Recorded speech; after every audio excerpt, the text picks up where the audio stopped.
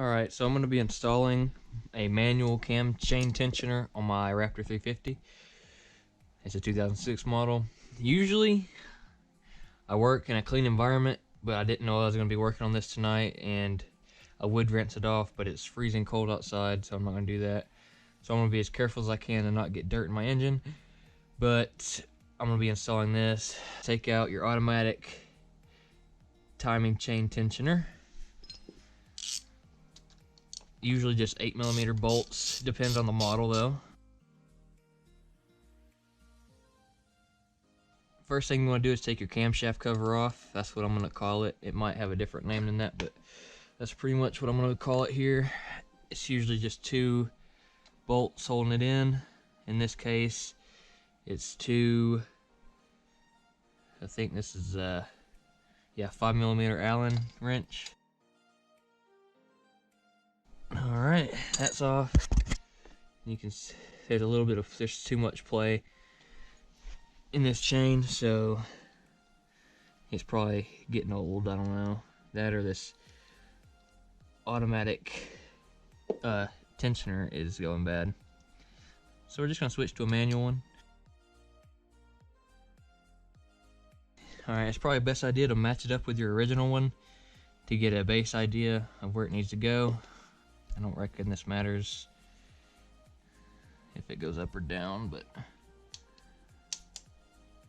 alright, that's too much. Okay, so it's in there. I'm gonna install my bolts back. That's my wrong bolt. Alright, now I'm gonna put my bolts back in before we do any proper adjusting.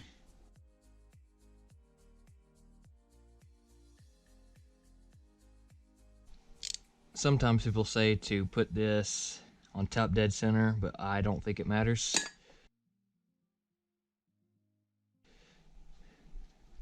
Yeah, you can already tell that's about perfect where it lays.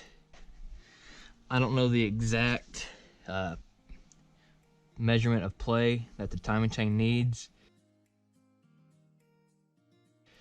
but you don't want it too loose where you can move it with your finger, but you don't want it too tight where it doesn't move at all with your finger. And right here, it barely moves with a lot of pressure. That's about where I want it. So what I'm gonna do is tighten it there.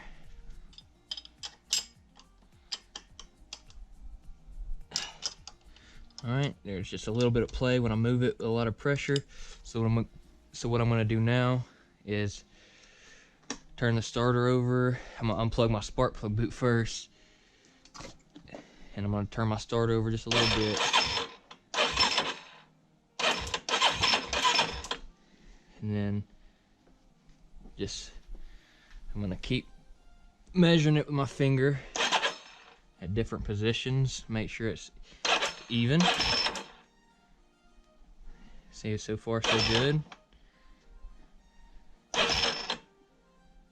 And don't get your finger caught in this. It's not a good idea.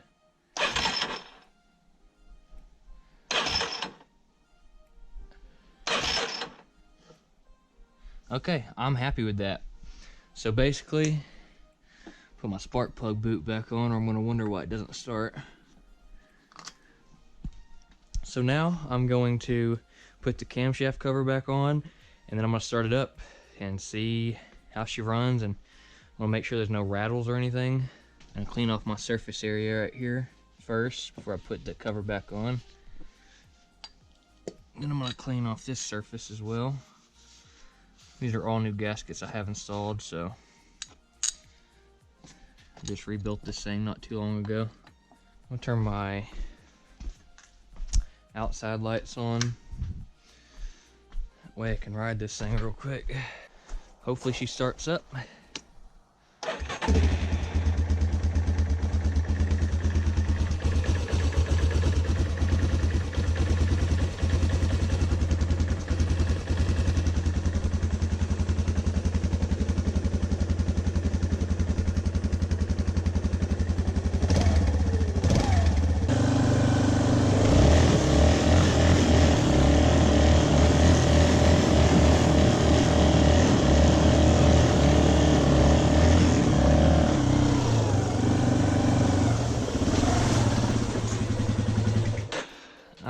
do that to my property, but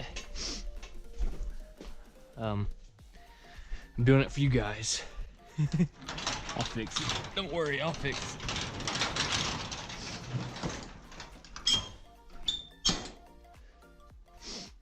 But I'll come back here when it is cooled off and I will double check everything.